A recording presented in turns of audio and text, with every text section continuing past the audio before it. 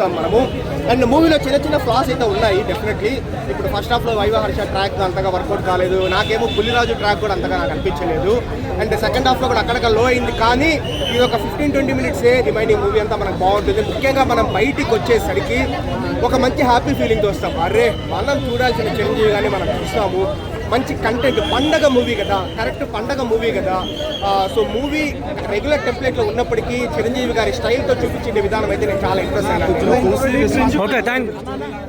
నేనైతే బయటకు వస్తున్నా ఇప్పుడే. నేనైతే సినిమా నుంచి ఇంకా కంప్లీట్గా బయటికి రాలేకపోయాను. నాకైతే డోసేజ్ సరిపోలేదు. Megastar bossified, totally megastar mania, megastar చరిష్మాలో నేను ఇంకా మునిగిపోయి ఉన్నాను. ఆ screen presence sir Anil Ravipudi garu, first of all thank you so much. మీరు బాస్ని మేము ఏదైతే మిస్ అయ్యామో, ఏదైతే ఇన్నాళ్ళ నుంచి చూడాలనుకున్నామో అది చూపించారు.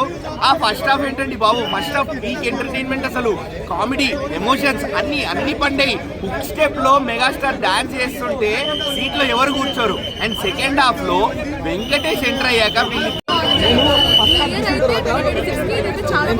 ఇద్దరు కామెడీ టైమింగ్ ఎలా ఉంది?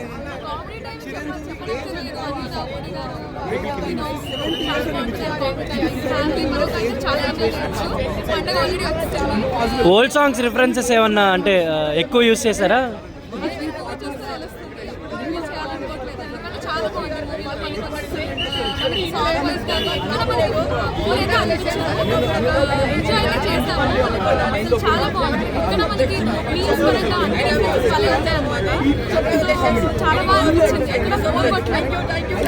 నన్ను హీరో పెట్టి సినిమా తీస్తావా, లేకపోతే నిన్ను హీరో పెట్టి నీ సినిమా తీయాలని చెప్పేసి నేను అడుగుతున్నా, లేకపోతే నేను మీ ఇంటికి వచ్చి ధర్నా చేస్తా.